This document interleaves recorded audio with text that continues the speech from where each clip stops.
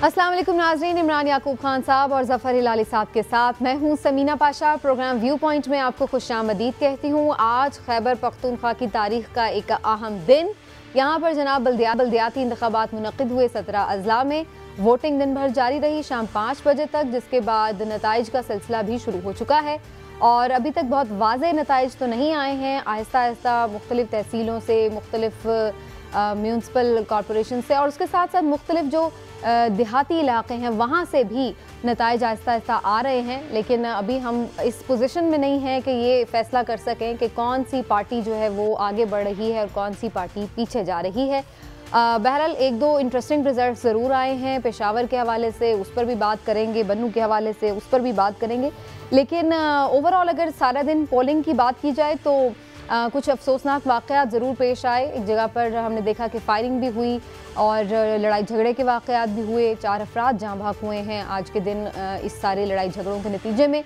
और इसके साथ साथ कहीं हमने ये भी देखा कि कुछ नज़्म ज़ब्त की भी कमी नज़र आई। ख़वातीन के वोट डालने की शरह भी कुछ इलाकों में तो बिल्कुल ना होने के बराबर थी और कुछ इलाकों में बहुत कम थी। लेकिन ओवरऑल एक जोशो खरोश देखा गया लोगों में। अच्छा एक बल्दियाती इलेक्शन था जिसमें काफ़ी लोगों ने पार्टिसिपेट किया और सियासी जमातें लोगों को घरों से निकालने में किस हद तक कामयाब हुई या नहीं, इसके हवाले से भी हम बात करेंगे। और इसके साथ साथ ये भी कि क्या पाकिस्तान तहरीक इंसाफ जो कितने सालों से यहाँ पर अब जाहिर है कि हुकूमत का हिस्सा है तो अपनी मकबूलियत बरकरार रख सकेगी है या फिर इसको एक कुछ ऐसा कहा जाए कि ख़तरे की घंटियाँ बजती नज़र आ रही है। तो इस हवाले से भी गुफ्तगू करेंगे। आप सबको मैं खुशामदीद कहती हूँ। इमरान साहब की तरफ पहले जाऊँगी। इमरान साहब, खुशाइंद है कि बहरहाल जमहूरियत एक कदम और आगे बढ़ रही है, पनप रही है इस मुल्क में। और ना सिर्फ ये कि अब जनरल इलेक्शंस हमारे टाइम पर होते हैं, सूबाई इलेक्शंस हमारे टाइम पर होते हैं, बाई इलेक्शंस भी होते हैं, सेनेट इलेक्शन भी होते हैं और अब बल्दियाती इंतखाबात भी अल्लाह करे किसी तरह टाइम पे होना शुरू हो जाए। लेकिन आज ओवरऑल जो लोगों में जोशो खरोश आपने देखा, जिस तरह से टर्न आउट रहा, उससे आप कितने मुतमईन हैं? बिस्मिल्लाहिर्रहमानिर्रहीम। सबसे पहले तो जो आपने जिक्र किया कि 4 जानें जो चली गई वो बड़ा अफसोसनाक है। जमहूरियत तो आपको बर्दाश्त सिखाती है, लेकिन यहाँ पे हमारे यहाँ अनफॉर्चुनेटली उस तरह से जमहूरियत जो है ना पनप नहीं सकी कि लोगों में बर्दाश्त और एक दूसरे की बात बर्दाश्त करने का हौसला हो। और फिर शिबली फराज जो हमारे वफाकी वज़ीर हैं, उनकी गाड़ी पे जो हमला हुआ, बाज़ इतलात के मुताबिक फायरिंग हुई, बाज़ के मुताबिक पथराव हुआ, बाज़ के मुताबिक दोनों चीज़ें हुई और उनके ड्राइवर और गनमैन ज़ख्मी हुए। अल्लाह का शुक्र है कि वो खुद बच गए। ये सारी चीज़ें बड़ी अफसोसनाक हैं, इनको जितना कंडेम किया जाए उतना ही कम है। अब आ जाते हैं इलेक्शन की तरफ। बड़ी अच्छी बात है, बल्दियाती इंतखाबात जो हैं वो असल में इसलिए होना ज़रूरी हैं कि इससे मुकामी हुकूमतें जो बनती हैं, आम आदमी का जो मसला है, सफाई का, गली की बनाई का, नाले के बनने का, ये जितने छोटे मोटे उसके इश्यूज़ हैं, बल्कि मैं तो ये कहूँगा सेहत का, तालीम का, जो बुनियादी जितनी भी चीज़ें हैं वो इस मसले में हल हो सकती हैं अगर आपका बल्दियाती निज़ाम ठीक हो। तो मुकामी हुकूमतें जो हैं उनका बड़ा होना ना सिर्फ ज़रूरी है बल्कि इनका मजबूत होना बड़ा ज़रूरी है।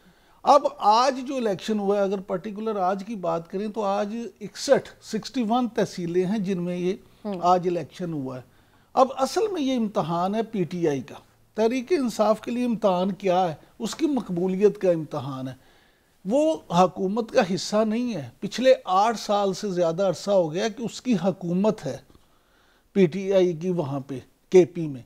अब उन 8 सालों में क्या वहाँ का वोटर भी ख़ास तौर पे इन 3 सालों में, 3.25 सालों में महंगाई से मुतासिर हुआ हो के उनसे नाला है या अभी उसी तरह से इंटैक्ट है? आज के जो नताइज हैं वो ये भी बड़ी चीज़ वाजे करेंगे।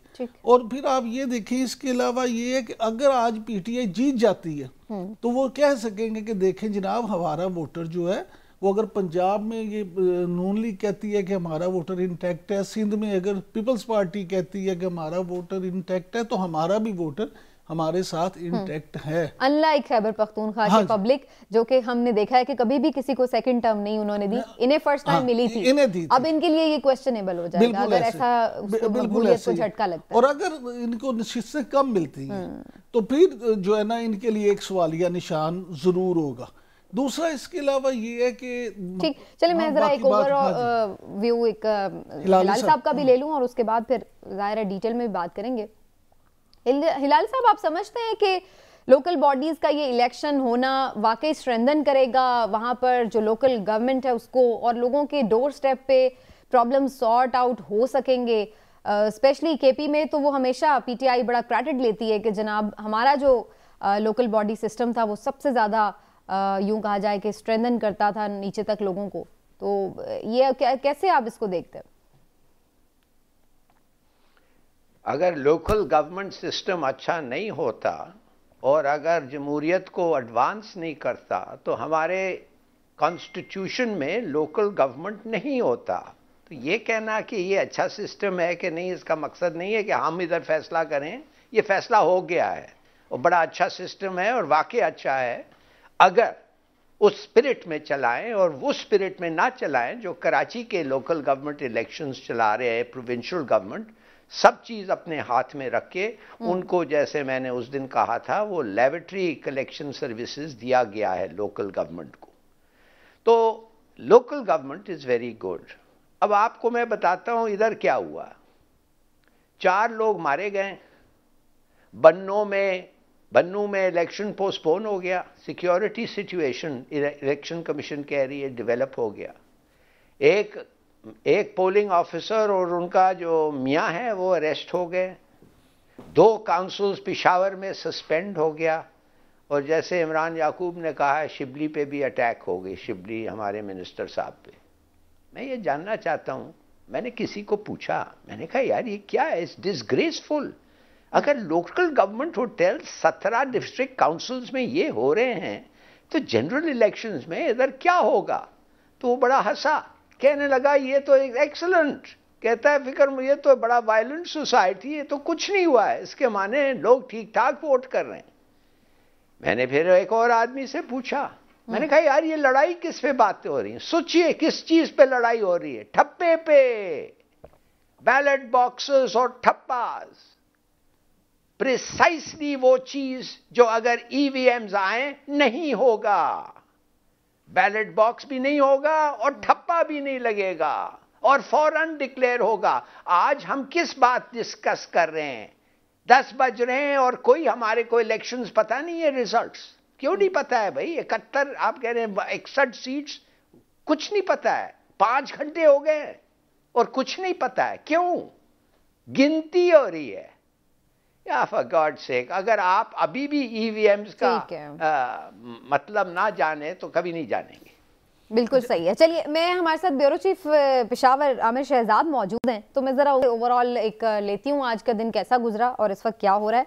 आमिर, काफ़ी हलचल हम देख रहे थे आज सारा दिन खैबर पख्तूनख्वा में और काफ़ी लोगों में जोश व खरोश भी नज़र आ रहा था, लेकिन आप ग्राउंड पर मौजूद थे, मुख्तलिफ जगहों का दौरा भी करते रहे। ओवरऑल आपने क्या देखा? लोग एक्साइटेड थे इस इलेक्शन के लिए और इतनी ही बदनज़मी थी जिसका जिक्र हिलाली साहब भी कर रहे हैं कि बिल्कुल अच्छा इलेक्शन नहीं था इस हिसाब से कि इंतज़ाम सही नहीं था?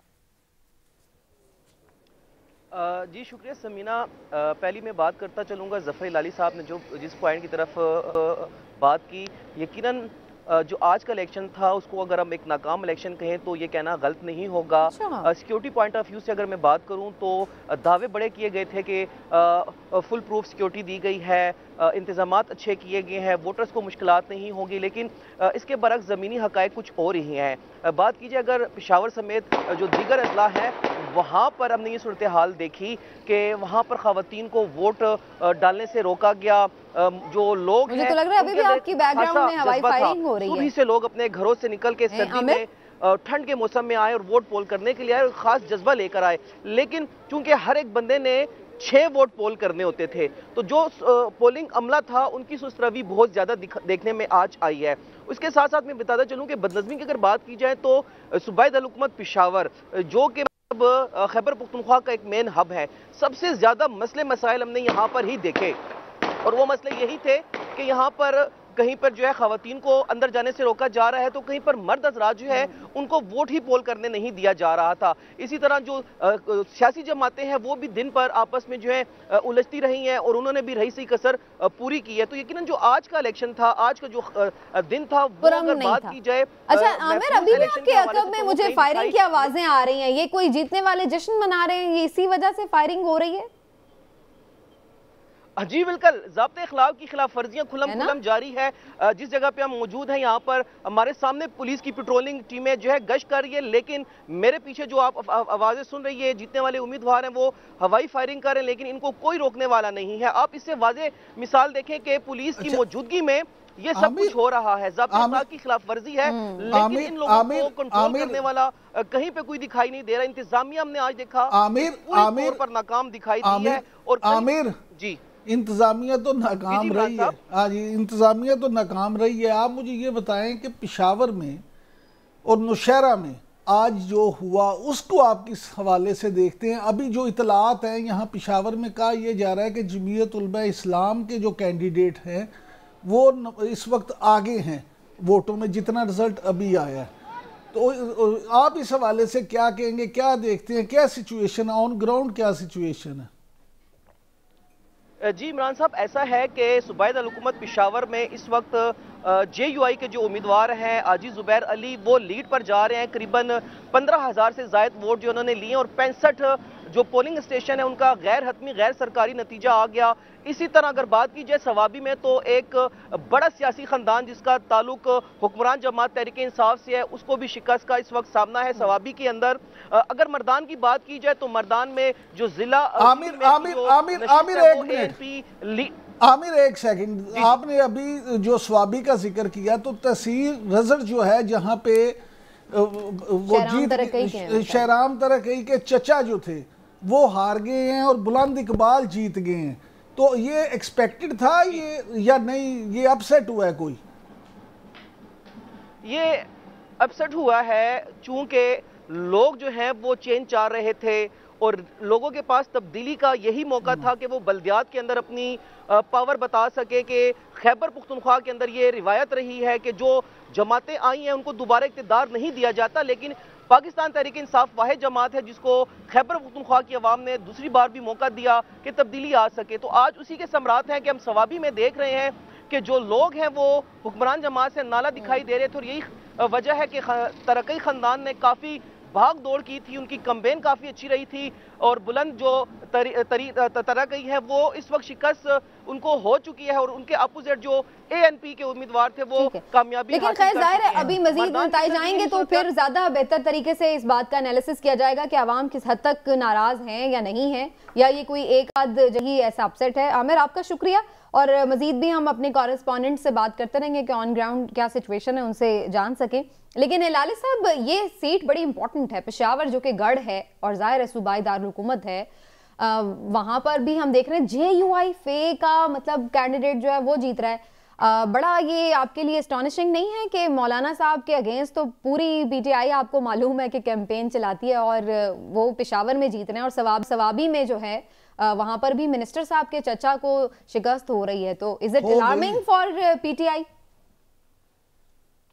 जी बिल्कुल, ये आपने जो कहा बड़ा अच्छा सवाल था आपका, और एक बात मैं कह दूं, बिल्कुल PTI के लिए अलार्मिंग होना चाहिए। और जैसे मैं कल कह रहा था, महंगाई का असर पड़ेगा और पड़ रहा है और अंडरस्टैंडेबली पड़ रहा है। और दूसरी बात यह है कि देखिए ये बड़ी अच्छी बात है कि धांधली नहीं हो रही है। ये हम जो सुन रहे हैं एक्यूजेशंस, ये रिगिंग का 2 पेशावर काउंसिल्स में सुना है और एक जगह तो पोस्टपोन हो गया है, मगर फिर भी इतना रिगिंग नहीं हो रहा है, नहीं तो इधर तो रुक सकता था, एवरीथिंग कुड हैव स्टॉप्ड। तो अच्छी बात है, गवर्नमेंट हार रही है बिल्कुल, इसलिए कि महंगाई एंड अदर थिंग्स, शायद उनकी एडमिनिस्ट्रेशन भी अच्छा ना हो और फिर उनको जाहिर है दे हैव टू पे द कॉस्ट। और दूसरी बात ये है कि फ्री वोट है, प्रेशर नहीं चल रहा है, मैं तो I am not unhappy. Right, ये वासिफ महमूद साहब हमारे साथ मौजूद, हमारे मर्दान से कॉरेस्पॉन्डेंट है, उनसे भी मैं कमेंट ले लूं, फिर इमरान साहब मैं आपकी तरफ आऊंगी। वासिफ आप मर्दान में मौजूद हैं, क्या यहाँ पर सिचुएशन रही सारा दिन और फिर अब तक जो रिजल्ट्स यहाँ पर आए हैं मुख्तलिफ तहसीलों के काउंसिल्स के, तो उसमें क्या सिचुएशन है, कौन आगे है कौन पीछे है? सबीना देखें, जैसे कि खैबर पख्तूनख्वा के दीगर अजला से ये रिपोर्ट्स आ रही हैं कि तहरीक इंसाफ को अक्सर जगह पर शिकस्त का सामना करना पड़ा, जबकि दीगर जो जमातें वो ऊपर आ रही हैं। यही सूरत हाल मर्दान के अंदर भी है। यहाँ पर ये मर्दान खैबर पख्तूनख्वा की दूसरा बड़ा जिला है, जहाँ पर तहरीक इंसाफ ने पिछले इलेक्शन के अंदर जो बल्दियात के इलेक्शन हुए थे वहाँ पर अच्छी खासी लीड ली थी, लेकिन इस बार बिल्कुल उलट हो रहा है। और अब तक की जो 20 पोलिंग स्टेशन पर रिजल्ट आया उसमें अवामी नेशनल पार्टी जो सबसे ऊपर जा रही है, जबकि जमीयत उलमाए इस्लाम दूसरे नंबर पर। तहरीक इंसाफ के उम्मीदवार का जो 1746 वोटों के साथ तीसरे नंबर पर गई हुई है। और जब हम रात को यहाँ पर लाहौर से पहुंचे थे तो यहाँ पर हमारी जो मकामी लोगों से बात हुई तो तब ये खदशात जाहिर किए जा रहे थे कि तहरीक इंसाफ यहाँ पर पिटेगी। इस जिला से जो वफाकी वजीर अली मोहम्मद खान भी यहाँ से मुंतखब हुए, जबकि आतिफ खान भी, और दोनों के दरमियान जो तंजीमी मामलात में जो खिलाफात हैं उसके बारे में जिक्र किया जा रहा है। वासिफ, जब आपने रात को मकामी लोगों से बात की और वो आपको नाला नजर आए पीटीआई से, तो क्या वजूहात क्या बताते थे? क्यों वो पीटीआई को वोट नहीं देना चाहते थे? क्यों दूसरी जमातों को वोट देना चाहते थे? इमरान साहब, सबसे बड़ी जो वजह इसमें महंगाई है। महंगाई से ना सिर्फ पंजाब, सिंध और दीगर जो सूबे हैं उसके साथ साथ खैबर पख्तूनख्वा में भी बहुत बुरी तरह लोग मुतासिर हैं। यहाँ पर जो रिवायत रही है कि कभी भी जो एक सियासी जमात को 2 बार मुंतखब नहीं किया जाता, लेकिन तहरीक इंसाफ को 2 बार मौका दिया गया। अब तीसरी बारी में जब बल्दियाती इंतखाबात हो रहे हैं तो अब बुरी तरह पिटने लगी है। आपको याद होगा लाहौर में फवाद चौधरी ने सीनियर सहाफियों से मुलाकात की तो इतफाकन आप भी उसमें मौजूद थे, तो उसमें उन्होंने बताया था कि वजीर आजम इमरान खान और फवाद चौधरी और चंद एक रहनुमाओं के अलावा तमाम इस चीज की मुखालफत कर रहे थे कि जो बल्दियाती इंतखाबात ना करवाए जाएं, क्योंकि महंगाई की वजह से, दीगर मामलात की वजह से पीटीआई को बहुत ज्यादा मुश्किलात का सामना करना पड़ेगा। लाहौर में जो बल्दियाती इंतखाबात हुए थे कैंटोनमेंट के, तब भी आपने सूरत हाल देखी थी किस तरह से पूरी तरह से शिकस्त का सामना करना पड़ता, और यही सूरत यहाँ पर भी है। तो मर्दान में भी सूरत हाल कुछ अच्छी नहीं रही।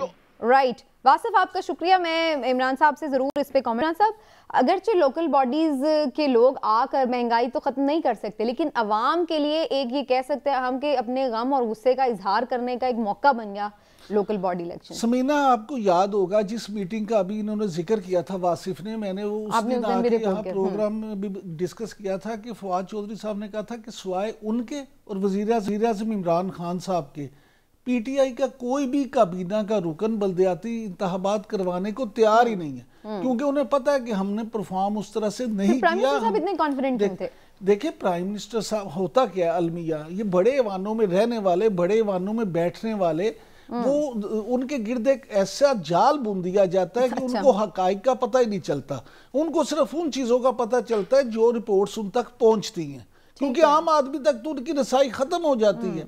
अगर वजीर आज़म इमरान खान साहब अवाम से आप राब्ते की बात करें कि सिटीजन पोर्टल हो या डायरेक्ट टेलीफोन हो या तो उन तक वो कितनी कोई इतलात पहुंचती हैं अवाम तक। तो जिन लोगों से उनकी पुरानी, आप यकीन करें कि वो लोग जो 22 साल से उनके साथ जदोजहद में शामिल थे, वो हमें मिलते हैं तो शिकायत करते हैं, गिला करते हैं कि हमारी तो रसाई नहीं है। तो आपको लगता है कि वो चूंकि उन पर सही सिचुएशन क्लियर नहीं थी तो वो इसलिए कॉन्फिडेंट थे कि जी हम जाएंगे लोकल बॉडी इलेक्शन में। और बात कर दूं यहाँ पे, याद है आपको जब मैं कहता था, हिलाली साहब से भी बात होती थी, मैं कहता था कि महंगाई एक ऐसा इशू है जिसपे इन्हें भुगतना पड़ेगा। अब वो चीज देखे सामने आ रही है। और हिलाली साहब उस पर ये कहते थे कि लोगों को समझना चाहिए, लेकिन लोग लगता है हिलाली साहब समझ नहीं पा रहे कि महंगाई की वजूहात क्या है। लेकिन एनीवेज इस पर मैं बाद में बात करती हूँ, जरा पहले कमाल है। अभी मैं आती हूँ यार, कमाल है। मैं 2 दिन से कितने दिन से कह रहा हूँ महंगाई का बड़ा स्ट्रिक्ट, बड़ा जबरदस्त इम्पैक्ट हो रहा है। बहरहाल अगर आप समझते हैं यू आर राइट, आई से यू आर राइट। हाँ एग्जैक्टली, वो ये चीज है कि हम ये बात कर रहे हैं कि वो कर रहे हैं, लोग अंडरस्टैंड करें ना करें, लेकिन उन्हें ये पता है कि जी महंगाई है, उसके वो वजूहात पे जाए बगैर। शहजाद फरीद हमारे साथ मौजूद हैं, डीआई खान से हमारे कॉर्नर, उनसे जरा डीआई खान की सूरत हाल जान लेते हैं। वैसे तो यहाँ पर काफी जमीयत उलमा इस्लाम का जोर रहता है शहजाद, लेकिन जाहिर है कि हमने देखा कि अपनी नशस्त भी इसमें आम इंतखाबात में नहीं जीत पाए थे मौलाना साहब, लेकिन ये बल्दियाती इंतखाबात में काफी डिस्टर्बिंग रिजल्ट अभी तक हमें सुनने में मिल रहे हैं पीटीआई के लिए। आज डीआई खान में क्या सूरत हाल है? जी बिल्कुल, ये बड़ी अहम आपने बात की है और सूरत हाल यही लग रही थी कि JUI फे और जो है तहरीक इंसाफ के दरमियान कड़ा मुकाबला जो है डेरा इस्माइल खान और इसकी तहसीलों में होगा।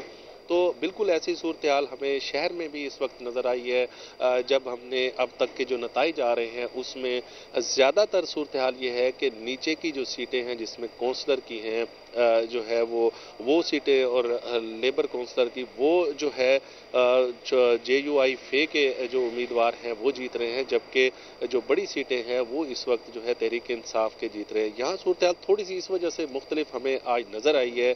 लोगों से जब हमारी बातचीत हुई है इसमें जमात से ज़्यादा तहरीक इंसाफ से लोग सबसे ज़्यादा महंगाई की वजह से यहाँ भी परेशान हैं, लेकिन उनको इंडिविजुअल जो यहाँ के कैंडिडेट हैं अली अमीन गंडापुर उनसे जो है वो गिले शिकवे कम हैं। वो इनफरादी तौर पर लोग जो हैं वो उनको जो है वोट देना पसंद कर रहे हैं। उनके हिमायत याफ्ता जो लोग हैं उनको लोग वो पसंद कर रहे हैं और वो जाहिरी बात है वो तहरीक इंसाफ के ही टिकट पर लोग आए हुए हैं। तो इस वजह से लोगों को जो हिमायत हासिल है ये एक एलिमेंट यहाँ पर नज़र आ रहा है।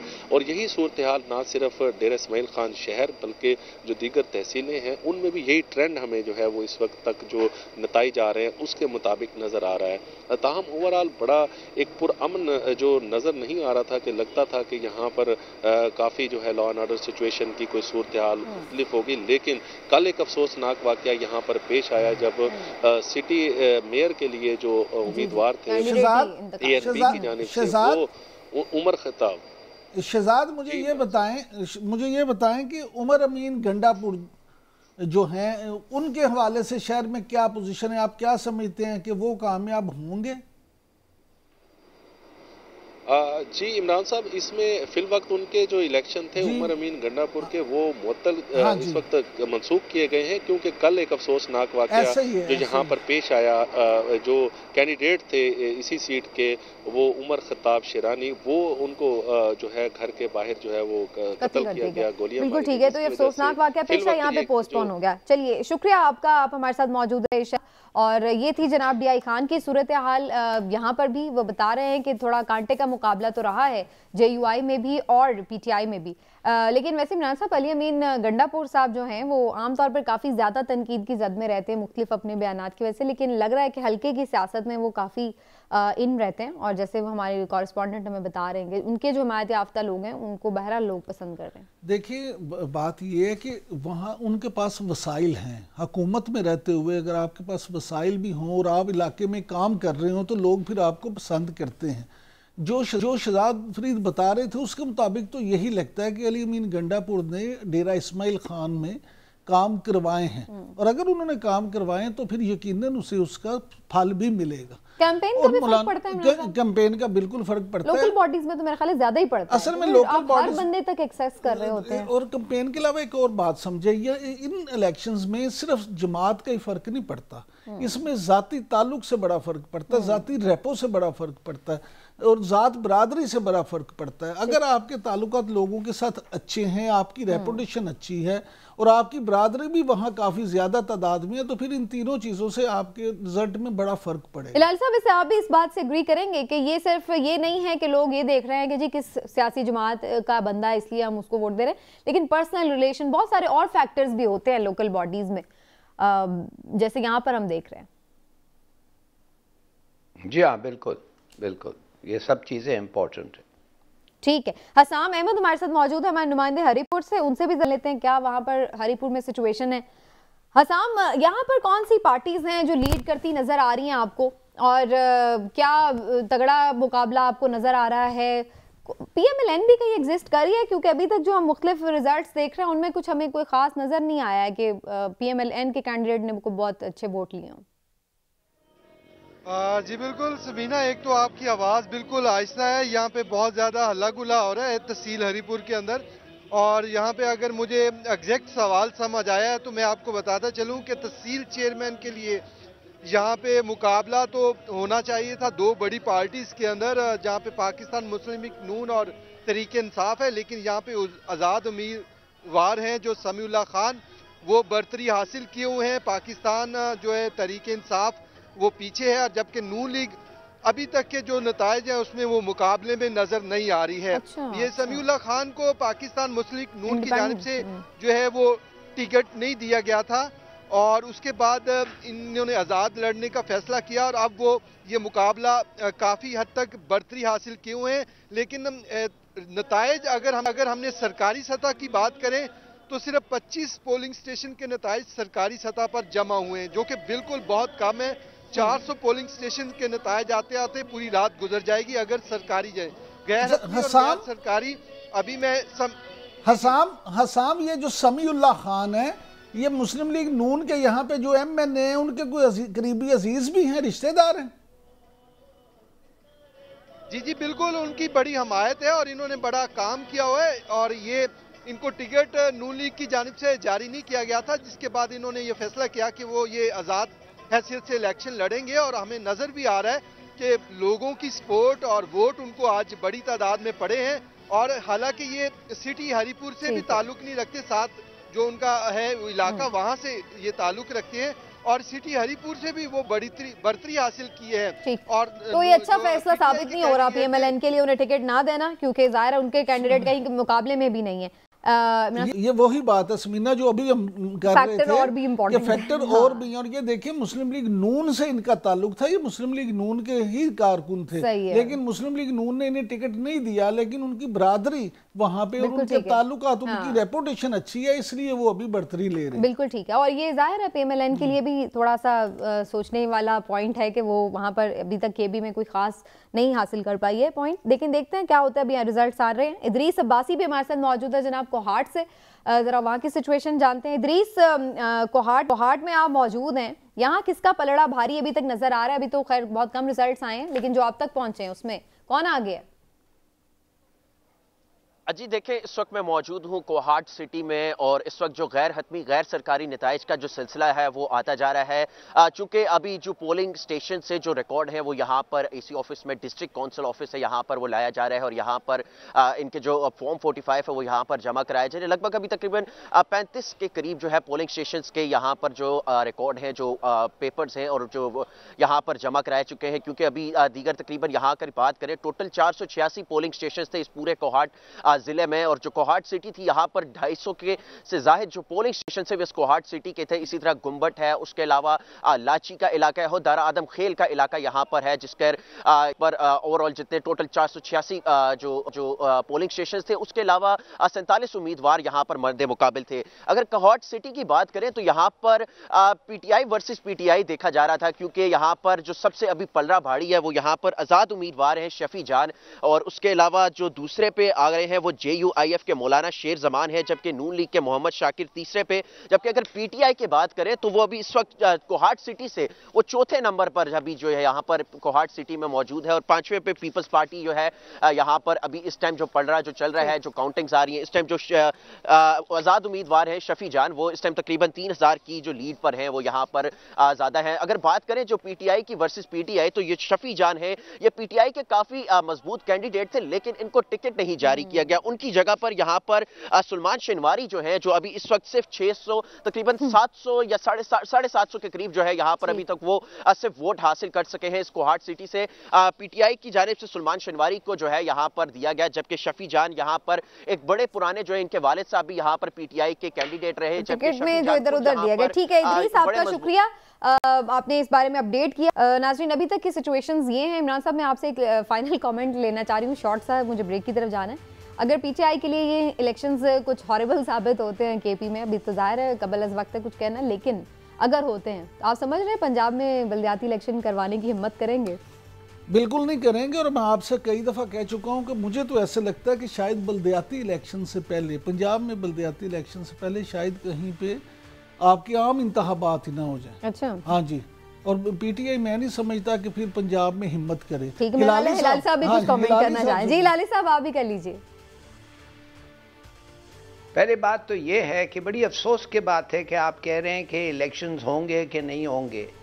ये फ़ायदा क्या है कॉन्स्टिट्यूशन का, फ़ायदा क्या है डेमोक्रेसी का, फ़ायदा क्या है जब मर्जी आप लोकल इलेक्शंस करें? आप समझते हैं अगर आप हार रहे हैं तो ना करें? ये कोई तरीका है एक इलेक्शन को अप्रोच करना? हम तो सर ये कोई तरीका है कॉन्स्टिट्यूशन के? You are right. नहीं, no, I am sorry, this is wrong. हमें इंसिस्ट करना चाहिए कि हर इलेक्शन हो जो होना चाहिए कॉन्स्टिट्यूशन में। नंबर वन, हार जीत की छोड़ें आप। दूसरी बात ये है, आप देख रहे हैं ये क्या हो रहा है? आप देख रहे हैं वो बक्से आ रहे हैं, 10 लोग फर्श पे बैठे हुए हैं, वो उल्टे हो रहे हैं और धड़ाधड़ लोग ग्रैब कर रहे हैं वो बैलेट्स को।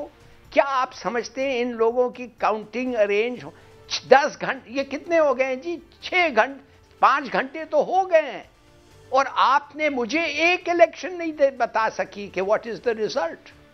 आई मीन इट्स रिडिकुलस कि जब आपके पास मॉडर्न मीन्स है, एक मॉडर्न टेक्निक्स है, 21st सेंचुरी में रह रहे हैं, यही आप जमीन पे बैठ के नोच रहे हैं नोटो बैलेट्स को और फिर गिनना चाहते हैं। और जो मशीन आता है वो 1 मिनट में रजिस्टर करके गिनता है और बता देता है। You don't want that. बता देगा बिल्कुल। ये किस किस्म के लोग हैं? मैं समझ बिल्कुल ठीक है, ये चीज देखना पड़ेगा कि ये सारी चीजें बेहतर हो जाएं और एक कंसेंसस के साथ हो जाएंगे। बिल्कुल, हम ये कहेंगे, जरूर कहेंगे सबसे कि हिलाली साहब की जो बात है ये जरूर मानी जाए और ईवीएम पे गौर करें। इन्हें चाहिए था कि ये टेस्ट केस के तौर पे लेते हैं, कम से कम केपी में तो करवा लेते, ठीक हो गया, वहां पे करवाते। ब्रेक लेते हैं जी, ब्रेक लेते हैं। कल तक रिजल्ट आएंगे तो पता चलेगा क्या सूरत हाल है, लेकिन एक ब्रेक लेते हैं। ब्रेक से वापस आकर कुछ बात करेंगे उस इम्पॉर्टेंट इवेंट की जो आज इस्लामाबाद में मुनक़िद हुआ और अफगानिस्तान की सूरत हाल पर जो पाकिस्तान ने OIC का इजलास हंगामी तौर पर बुलाया, उसमें लोगों ने पार्टिसिपेट किया, मुस्लिम ममालिक के नुमाइंदे मौजूद थे। क्या बातचीत हुई, कितनी हेल्पफुल होगी ये कॉन्फ्रेंस अफगानिस्तान के लिए, इसके हवाले से खुसूसी गुफ्तगू इस ब्रेक के बाद।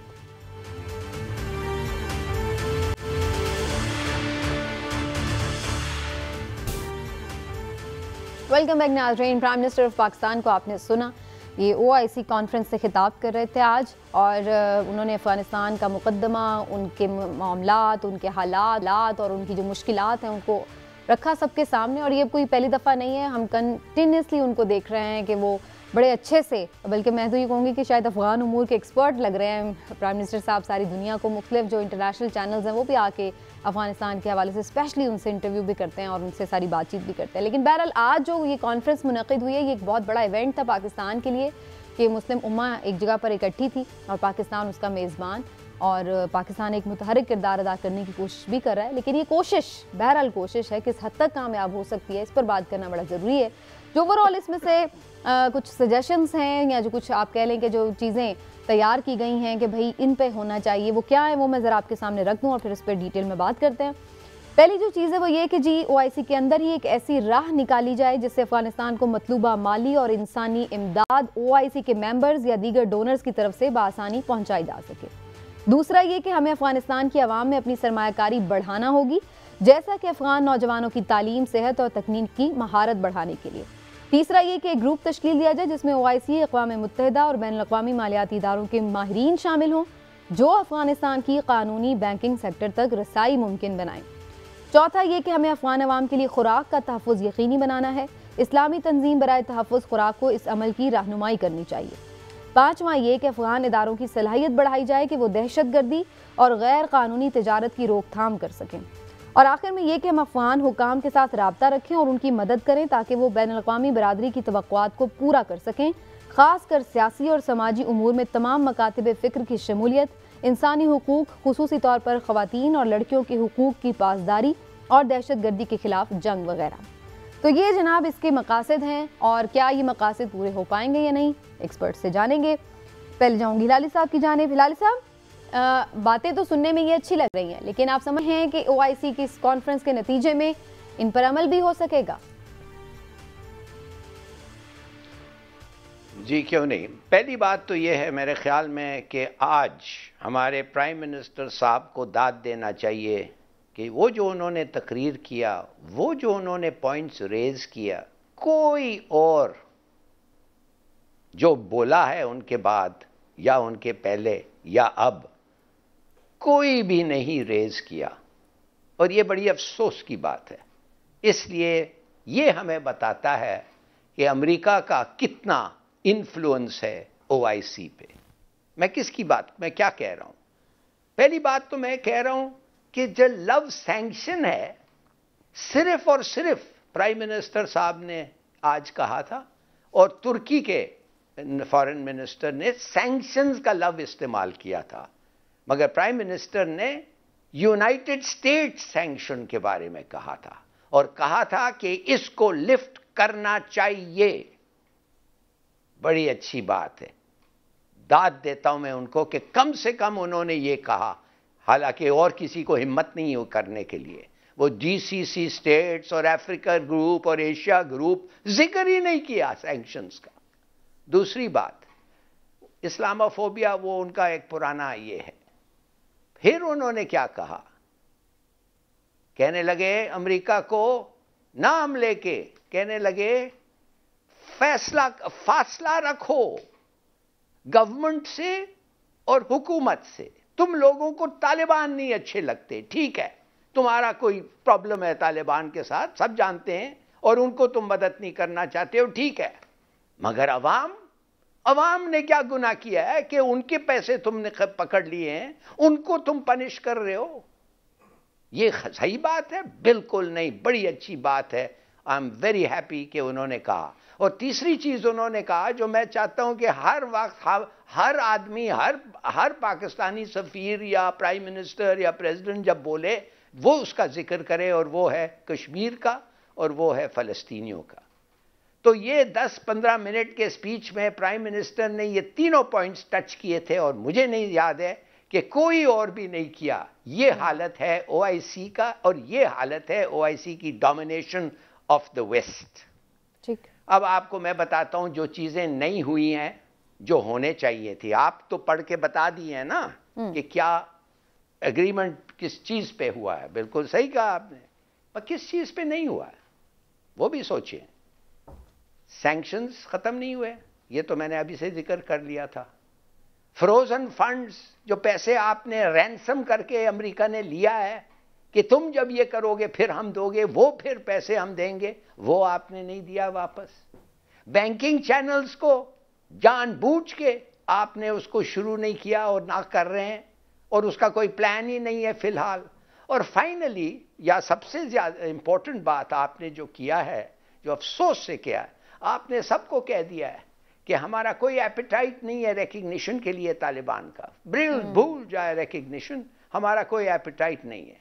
तो इन अदर वर्ड्स आपकी जो बातें उनको होंगी इनडायरेक्टली होंगी, थ्रू थर्ड पार्टीज होंगी। हालांकि आज आपका जो एक रिप्रेजेंटेटिव है वेस्ट डायरेक्टली मुत्तकी से मिला है और उससे बात किया है। देखिए ये जो अप्रोच है ना अमेरिका का, आई एम सॉरी, ये नहीं होगा, ये टाइम नहीं है। 97%, 100% समझिए भूख है, भूख, हंगर, 100% हंगर है। 75% बजट अफगानिस्तान का अमेरिकन देते थे, उन्होंने उनको सेल्फ सफिशिएंट तो नहीं किया ना 20 साल में, खुद पैसे देते थे 75%, और एक दिन कहने लगा खत्म, फिनिश, और कुछ एड नहीं है। तो मैं आपको सिर्फ बिल्कुल लावारिस छोड़ दिया उन्हें, वेरी राइट, अफसोस की बात। और पाकिस्तान ने ये बड़ा अच्छा इनिशिएटिव इस बात से लिया, और कंटिन्यूसली प्राइम मिनिस्टर साहब इस पे जोर दे रहे हैं कि इंसानी अलमिया जन्म, ये इंसानी हमदर्दी पर और अफगान अवाम के लिए स्पेशली पाकिस्तान एफर्ट्स कर रहा है, ना कि हम कोई पर्टिकुलरली किसी को सपोर्ट करने के लिए। लेकिन इमरान साहब थोड़ा सा इससे मैं आगे बढ़ाऊंगी डिस्कशन को। अच्छी एफर्ट थी, ठीक है, लेकिन क्या जो मुस्लिम उम्मा है वो अमेरिका की आशीर्वाद के बगैर, उसकी हिमायत के बगैर अफगानिस्तान की मदद कर सकेगी? जैसे कि खुद हिलाली साहब ने अभी कहा है कि वो तो बात नहीं कर सक रहे, तो मदद कैसे करेंगे? देखिए बड़ा मुश्किल है, लेकिन मैं समझता हूँ कि इन्हें कभी ना कभी ये कदम उठाना पड़ेगा, और ये जितनी जल्दी कदम उठा लें उतना ही पूरी उम्मा के लिए बेहतर है। आप सिर्फ उम्मा उम्मा मुस्लिम उम्मा का नारा लगाते रहें, बातें करते रहें, अमलन कुछ ना करें, अमलन आप सिर्फ अमेरिका बहादुर की बातें माने और उनके इशारे देख के चलें, तो फिर आप ज़्यादा देर तक बाइज्जत तरीके से सर्वाइव नहीं कर सकेंगे। अगर आपने ग़ुलामी की ज़िंदगी गुजारने का फ़ैसला कर लिया तो फिर आप कहाँ की बादशाहत और कहाँ की हुकूमत और कहाँ की ये चीज़ें।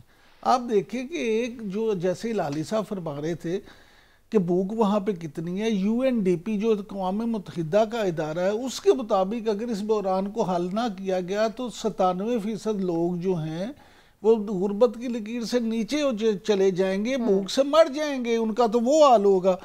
मैं सिर्फ आपसे ये कर दूं कि अक़वाम मुत्तहिदा का जो वर्ल्ड फूड प्रोग्राम है, उन्होंने एक तमीना लगाया अफगानिस्तान में। वो कहते हैं कि 2 करोड़ 22 लाख जो अफगानिस्तान की आधी आबादी से ज़्यादा बनता है, वो जो है इस वक्त खुराक के हवाले से अदम तहफ़्फ़ुज़ का शिकार हैं। यानी आधे से ज़्यादा लोग जो हैं उनको खुराक का मसला पता ही नहीं मिलने है कि नहीं। 90 लाख लोग जो हैं वो इस सूरत हाल में कि कहत उनसे सिर्फ 1 कदम के फासले पर है। बिल्कुल ठीक। अच्छा, उसके बाद आप देखें 95% अफगान जो है वो उनको रोज़ाना खाना नहीं मिल रहा। यानी वो हर रोज़ खाना नहीं, अगर 1 दिन बाद, 2 दिन बाद या 3 दिन बाद मिल जाए तो वो अल्लाह का शुक्र अदा करते हैं। और 32 लाख बच्चे ग़िज़ाई किल्लत का शिकार। आप ये सारी चीज़ें फिर देखें। फिर उसके अलावा वो कहते हैं जी सितंबर 2021 तक तकरीबन जो है ना 6.5 लाख अफगानी बेघर हुए हैं। अब पाकिस्तान की तरफ आ जाते हैं, 3 लाख से ज़्यादा अफगानी पाकिस्तान महाजरीन के तौर पे आ चुके हैं। अगर ये सूरत हाल ठीक नहीं होती तो सबसे ज़्यादा पाकिस्तान ही मुतासिर होगा। बिल्कुल ठीक है।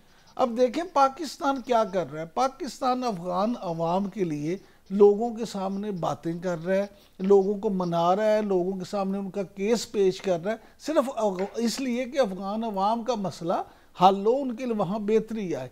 अब अफगान अवाम को भी ये चाहिए, अफगान हुकूमत को भी चाहिए कि वो भी पाकिस्तान के जो इश्यूज हैं, खास तौर पे मैं बात कर रहा हूँ TTP की, उस हवाले से वो भी पाकिस्तान का ख्याल करें और वहाँ पे अपना इन्फ्लुएंस लगाएं। और बिल्कुल ठीक है। और एक शॉर्ट सी बात में मैं लाल साहब की तरफ जाती हूँ, ये तालिबान को तस्लीम करने की तो किसी ने बात ही नहीं आज की। कोई तस्लीम नहीं करेगा तो कैसे मदद करेगा? इशू यही है ना, अमेरिका बहादुर नहीं चाहता। अमेरिका बहादुर जब इशारा करेगा तो ये तस्लीम करने की बात करेंगे। अमेरिका तो कह दिया ना, उसने तो जड्डी दिखा दी है। बिल्कुल ठीक कि अभी तस्लीम करने की बात ही ना करें, हमारा तो कोई इरादा नहीं। साहब तस्लीम वाला तो फिर मामला इसका मतलब है होगा नहीं, तो फिर तस्लीम के बगैर ही क्या सारे मदद कर लेंगे इनकी? देखिए ये कितनी छोटी बात है और कितने छोटे लोग हैं अमेरिकन, हालांकि उनका जेब इतना भरा हुआ है और इतने बड़े हैं, इनका दिल देखिए कितना छोटा है। ये क्यों नहीं बात कर रहे हैं तालिबान के साथ? आखिर उनके साथ तो इन्होंने एग्रीमेंट बात करके एग्रीमेंट साइन किया है ना, तो क्यों नहीं कर रहे? मैं आपको बताता हूं, ये इसलिए नहीं कर रहे हैं कि एक डोमेस्टिक इश्यू बन गया है। बाइडन जो है वो कहता है कि रिपब्लिकन्स मुझे खा जाएंगे अगर मैं तालिबान के साथ नरमी करूं, लिहाजा तो अब तालिबान से तो मैं सख्ती नहीं कर सकता, इन द सेंस के उनको तो नहीं पकड़ के मार सकता हूं, तो पूरे कौम को मारवाऊं, मैं पूरे कौम को पनिश करूंगा, इसलिए कि इनको पनिश करने के लिए। क्यों कि ये एक छोटा सा मेरा डोमेस्टिक इश्यू है। सोचिए तो सही, ये है आपका तरीका। लोग मर रहे हैं भूख से और आप डोमेस्टिक इश्यू बना रहे हैं। और आपने क्या इलेक्शन लड़ना है? 82 साल के होंगे जब आप रिटायर होते हैं 4 साल के बाद। और वैसे भी आप डेमोक्रेट, बात सुनिए मेरी, वैसे तो आप कहते हैं। और एक और चीज मैं आपको बताऊं, नहीं एक अभी आप इमरान याकूब ने अभी कहा था, ठीक कहा कि हम लोग 3 लाख लोग आ गए हैं, मगर ये 3 लाख लोग मुझे थोड़ा समझाएं इमरान, ये समझाएं मुझे क्यों ये प्राइम मिनिस्टर उठ के कह दिया है कि ये 3 लाख, ये एक्चुअली 2,70,000 लोग हैं, इनको हम वापस भेजेंगे, फैसला कर लिया है। अरे भाई ये तालिबान से बच के भाग के आए हैं, ये वो लोग हैं जो एयरपोर्ट पे गए थे भागने के लिए। इनमें खुदा जाने कितने हैं जो दुश्मनी है तालिबान के साथ। आप इनको सॉर्ट आउट करें, या अगर आप इनको सब भेज दें तो बहुत सारे मारे जाएंगे, वो तो फौरन कत्ल कर देंगे इनको। और ये लोगों पे आपको क्यों इतनी तकलीफ हो रही है जब 3 मिलियन लोग 40 साल से इधर बैठे हुए हैं, और जो हर शाख में घुसे हुए हैं पाकिस्तान ले रहे हैं ना। नहीं साहब, ये भी Pakistan decision, this is not correct. ये लोग भाग के आए, ये डर से आए हैं। हिलाली साहब, पाकिस्तानी मंदूब ने ये भी कहा है कि अगर इनमें से कोई इलीगल एक्टिविटीज में इन्वॉल्व नहीं होगा तो उसको नहीं भिजवाया जाएगा। और वहाँ पे बहुत सारे लोग हंगर की वजह से, प्रॉब्लम्स की वजह से भी आए। अब मैं एक लास्ट शॉर्ट सा कमेंट, आप दोनों से बिल्कुल वक्त खत्म हो रहा है, लेकिन इमरान साहब ये बहरहाल ओवरऑल ये पूरी जो एक एक्टिविटी है पाकिस्तान के लिए सफारती महाज पर एक कामयाबी है। आप समझते हैं कि जाहिर है इतने ममालिक पाकिस्तान के लिए यहाँ पर आज मौजूद थे उसकी कॉल पर? देखिए, पाकिस्तान के लिए कामयाबी आप इस हवाले से कह सकते हैं कि कामयाबी हो या ना हो, लेकिन एक अच्छी कोशिश ज़रूर है। पाकिस्तान ने एक अच्छी कोशिश की है और कम से कम इन लोगों को यहाँ इकट्ठे करके अपने ये साबित किया है, ये आगाज किया है कि जनाब देखें हम ये चाहते हैं, ये मसला है और पाकिस्तान इसको लीड कर सकता है। इसलिए मैं समझता हूँ कि अच्छा कदम है ये। इलाही साहब, आप इस पे कुछ शॉर्ट कमेंट करना चाहें, बिल्कुल लास्ट मिनट। देखिए, हमारी कोई ख़ास चाहत नहीं है अफगान के साथ। जब उनको मौका मिला है, हमें छुरी हमारे साथ ये लड़े हैं और जंग किए हैं, मगर ऐसे मौके पे ये हमारा फर्ज बनता है इनको मदद करने और हमारा रिलीजियस फर्ज बनता है। बिल्कुल, मजहब का फर्ज बनता है। और वी जस्ट होप कि जो इस कॉन्फ्रेंस हैं वो पूरे भी हो सके, अचीव हो सके, क्योंकि जाहिर है इंसान कोई भी हो, कहाँ पर भी हो, किसी भी मजहब या किसी भी फिरके से उसका ताल्लुक, बहरहाल उसकी कीमती है जान, अनटिल अनलेस कि कोई वो ऐसी गैर कानूनी हरकत नहीं करता। बहरहाल जनाब देखते हैं दुनिया किस हद तक इनकी मदद करने में कामयाब होती है। आज के प्रोग्राम से इतना ही, इंशाल्लाह फिर आपसे मिलेंगे। अल्लाह हाफ़िज़।